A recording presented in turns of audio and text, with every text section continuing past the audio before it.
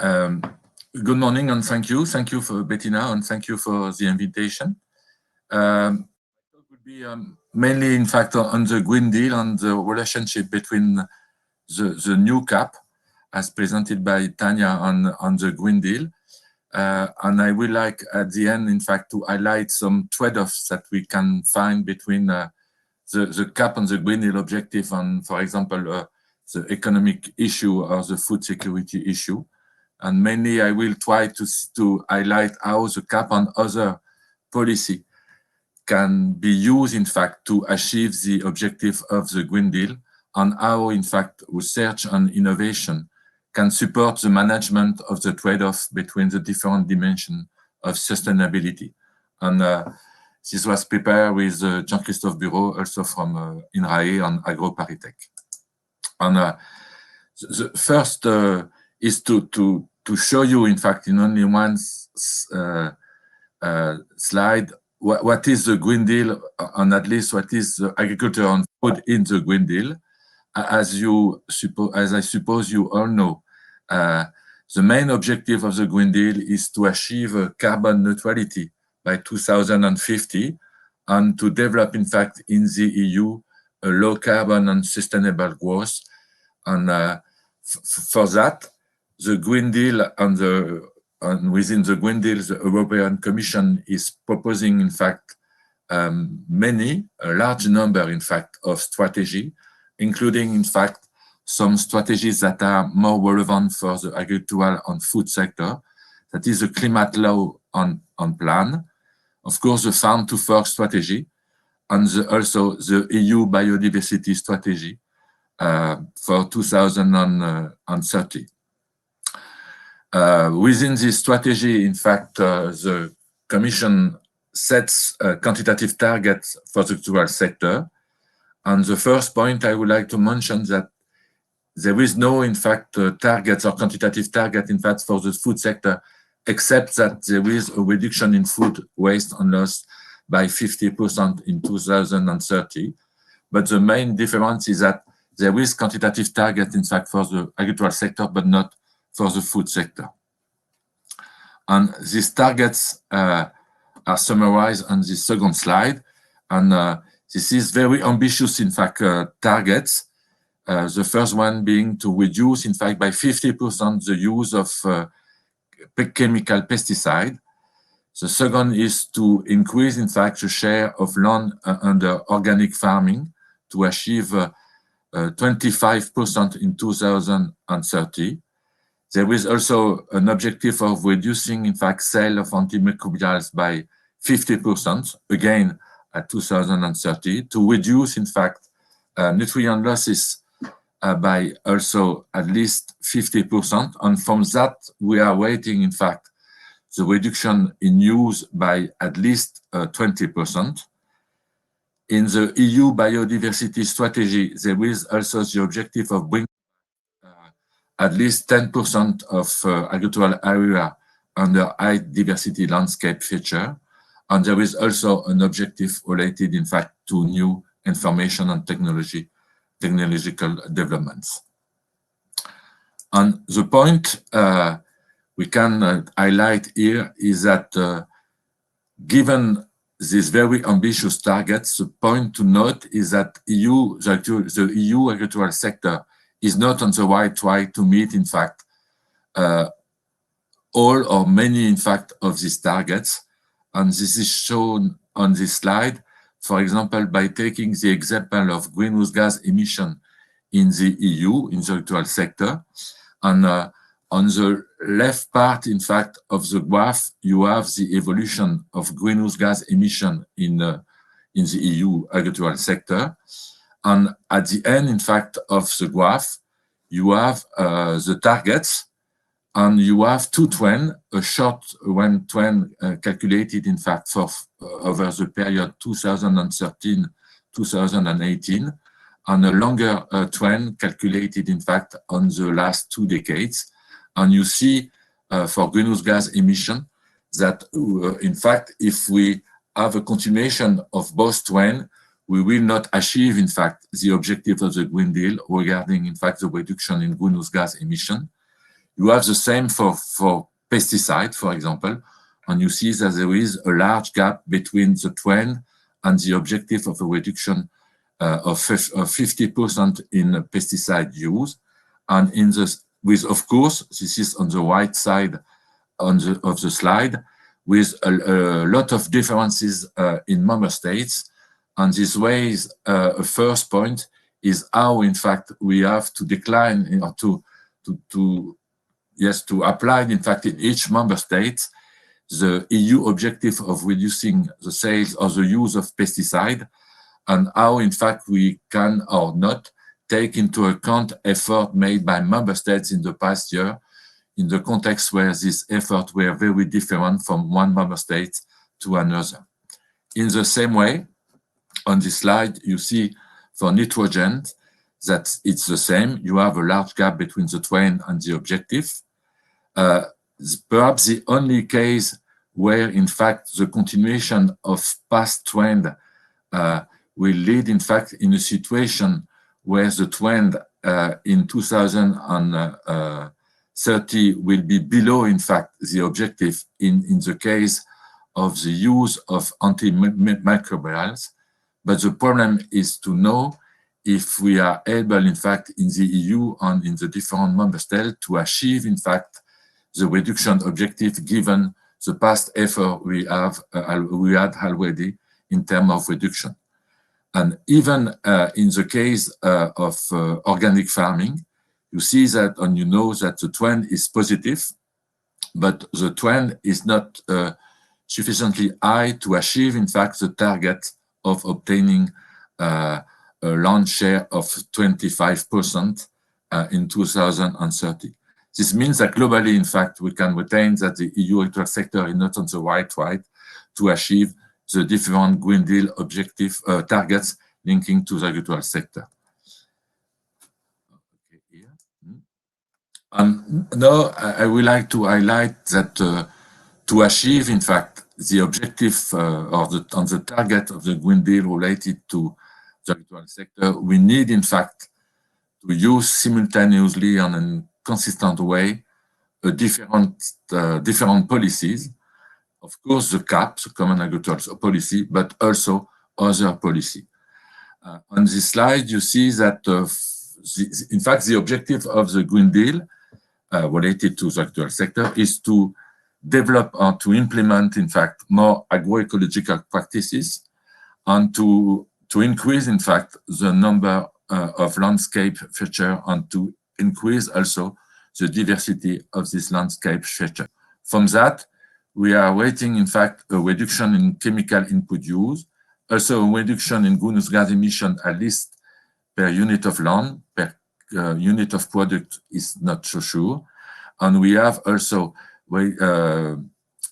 expecting, in fact, an increase in carbon sequestration. And from that, we are waiting, in fact, positive impact for the climate, for health, and also on biodiversity and the environment in general. And the fact that from the agricultural sector and from the development, in fact, of more agroecological practices, we are mainly, in fact, waiting positive impact on biodiversity and also on water and soil.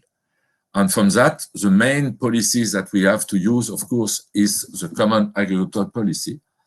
And the first point, on the point I would like to highlight, as shown by Tanya, in fact, the next CAP will be very diverse, in particular because of the different ways in which, in fact, the different member states will implement and use and develop eco-scheme. But in a general way, first assessment suggests that we cannot wait, in fact, from the CAP that it will be applied starting in January 2023. Very important impact, in fact, on the climate and the environment. And so it's likely that the CAP, as it will be applied in 6 months now, will be not sufficient, in fact, to achieve the objective and the target of the Green Deal related, in fact, to the agricultural sector. And if I take the Green Deal now, is that if we implement, in fact, if we try to achieve the objective of the Green Deal, we will have also higher prices. We will have, because of the extensification, in fact, of the agricultural sector in the EU, we will have higher prices both in the EU and at the world level. We will have also negative impact on production levels, that is lower production level. And these higher prices in the EU will induce, in fact, higher EU import and reduce EU export. And this will have negative impact on EU consumer. And this will have indeterminate impact on EU producer, depending, in fact, on the production effect, which will be negative, on the price effect, which will be positive. And so this means that we have also, if we want to implement, in fact, the Green Deal targets, to think in terms of what are the consequences, in fact, on economics, what are the consequences for consumer, and the consequences for producer. And we have also to think in terms of redistributive policy on both the demand side and the supply side. But also, if you take, in fact, all the effect of the Green Deal, because of the extensification, in fact, of farming practices and system in the EU, because of higher prices in the EU, this will increase, in fact, EU import and decrease EU export, with, in fact, impact, in fact, on agricultural land use, both in the EU and mainly both in the EU and in the world, but mainly, in fact, in other member states, with in that case, negative impact because of land use changes on the climate, possibly on health and also on biodiversity. This means that you can have a lot of pollution leakage, and this means that you have also to think in terms of policy,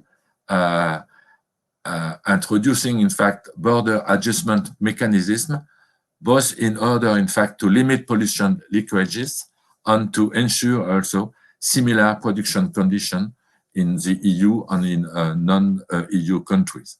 This means that you have not only to think in terms of the cap, but also to think simultaneously in terms of trade policy instrument and the trade policy that have to be implemented together. And also, if you introduce, in fact, a border adjustment mechanism in the EU, this will increase, in fact, prices in the EU with negative impact on consumer and, again, indeterminate impact on EU producer. But the Green Deal is, of course, focused, in fact, on supplies on the supply side and include a lot of agricultural targets, but in a consistent way, it addresses, in fact, not only the agricultural sector, but in fact, the whole food chain. In particular, the Green Deal aims at changes in diets and reduce, in fact, food waste and loss. And from that, we are waiting, in fact, because of more balanced diets, because of a reduction in animal consumption replaced by plant products, and because also of implementing, in fact, circular bioeconomy principle, we are waiting, in fact, positive impact on the climate, positive impact on health, in particular, positive impact because of nutritional benefits, and also positive impact in terms of biodiversity and environment. And this means that when we are talking about the Green Deal, we have to take into account not only what is happening on the supply side, but also what is happening on the demand side. And so this means that you have also to think in terms of circular bioeconomy policy and in terms of food and nutrition policy. And for the moment, we have a common policy for the supply side, but not for the demand side. And this means that we have to think in terms of what instrument can be used, in fact, to reduce food waste and losses and to change diets with impact, in fact, on EU consumer, and particular impact in terms of access to more balanced diets with higher prices, and also final impact on EU producer depending, in fact, on production choices. It means that if we replace or substitute animal products by plant products in diets, this will have negative impact, of course, for livestock, but positive impact, in fact, for crops. And this means that we have also to think in terms of research, innovation, and development policy, in particular to achieve productivity gains. The role of the CAP in this story, as shown by Tanya, in fact, it's difficult to have a clear picture, in fact, of the CAP at the EU level because of the subsidiarity principle, which means, in fact, that we will have a lot of CAP in each national member state following, in fact, the national strategic plan. And in this slide, I would like to highlight, in fact, how, in fact, the CAP could be used, in fact, to achieve the objective on the Green Deal in a consistent way. In the middle of the slide, you have the green architecture of the CAP with the three instruments: conditionality, eco-scheme, and environmental measure in the second pillar. On the left part of the slide, we see that the point we have to decide is the dividing line between, in fact, what is controlled by conditionality and what is regulated, remunerated by either eco-scheme or agri-environmental measure. If you decide to apply conditionality, in fact, it's an application of the polluter principle because you have implicit tax, in fact, for the producer. And if you decide, in fact, to use eco-scheme or agri-environmental measure, you applied, in fact, or you have an application of the provider gets principle. And one point is that we have to move, in fact, from what is now mainly an obligation of means, that is an obligation of practices, to an obligation of results, that is of impact on the climate and the environment, more generally on the different dimensions of sustainability, to develop, in fact, payment for services and payment, in particular, payment for environmental and climate services. And this opens the door, in fact, not only to pay these services by the taxpayer, the European taxpayer or the national taxpayer, but also by the private, final or intermediate user. On the right side of the slide, we think, in fact, that we have to better define, in fact, what has to be in conditionality or eco-scheme, which is in the first pillar of the CAP, and what has to be, in fact, in the second pillar with agri-environmental and climate measure.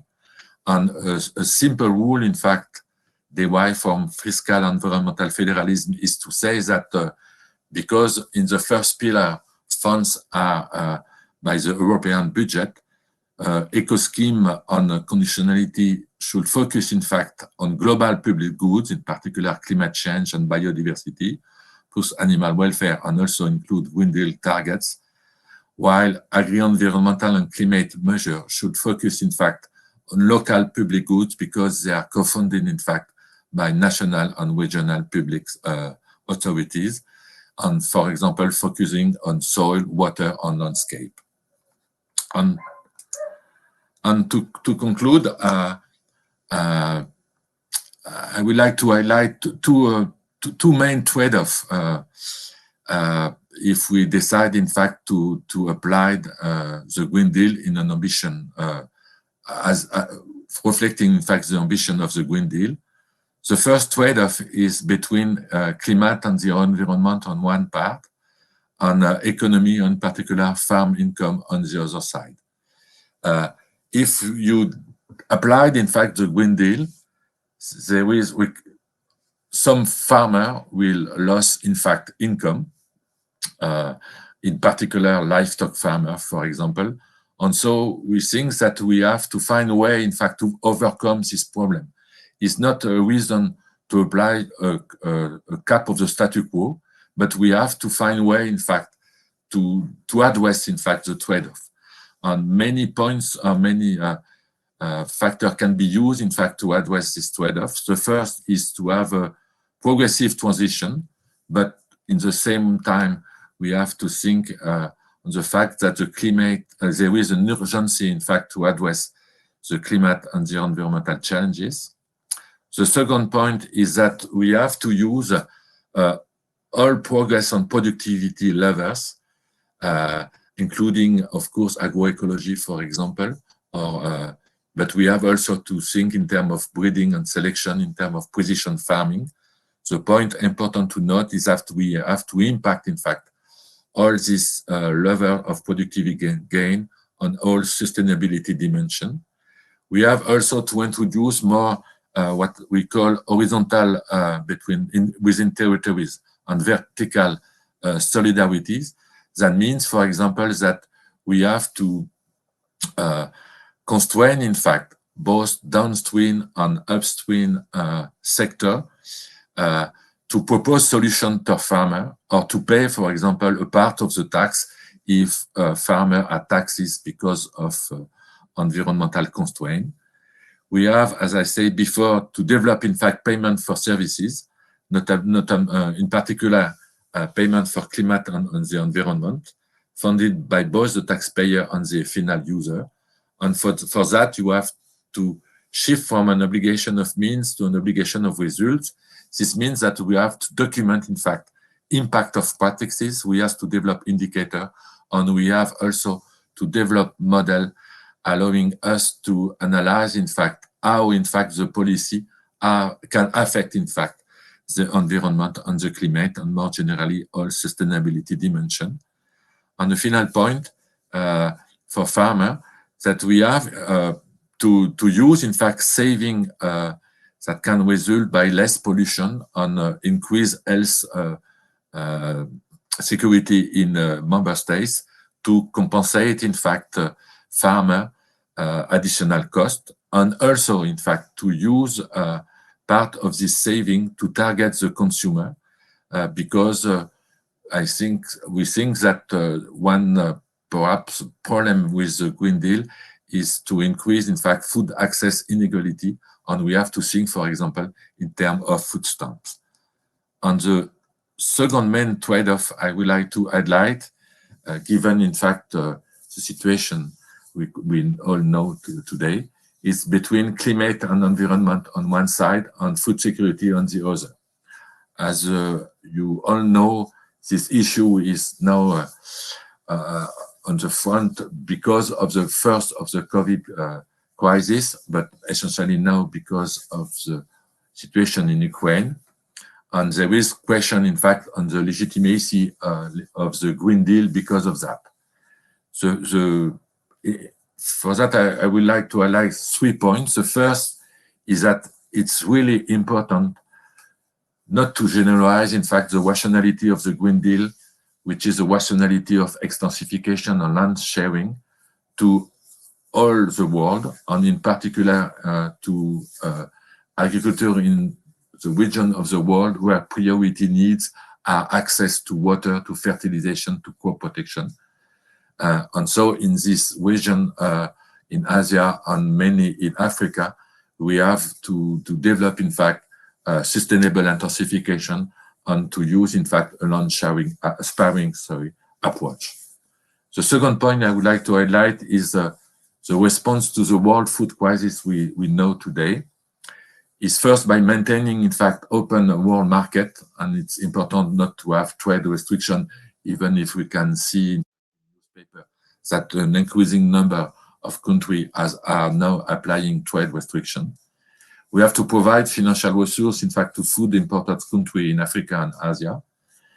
And we have also to think in terms of an increase of the share of crops that can be directly used for food rather than used for fuels or for feed in the long term. And we do not think that the cultivation of land, which is currently set aside, is a good solution. And the third point I would like to highlight related to the situation in the EU, to say first that food availability is not an issue in the EU. So what the war in Ukraine mainly show is the dependency, in fact, of the EU agricultural sector to external factors. We saw with the COVID crisis the dependency on labor for some sector, and we see now with the crisis in Ukraine dependency on energy, both directly and indirectly through fertilizer. And this means that one objective will be, in fact, to reduce this dependency. And to reduce this dependency, we have to develop, in fact, more sustainable and resilient farm and food system. And this is exactly what is the objective of the Green Deal. Thank you.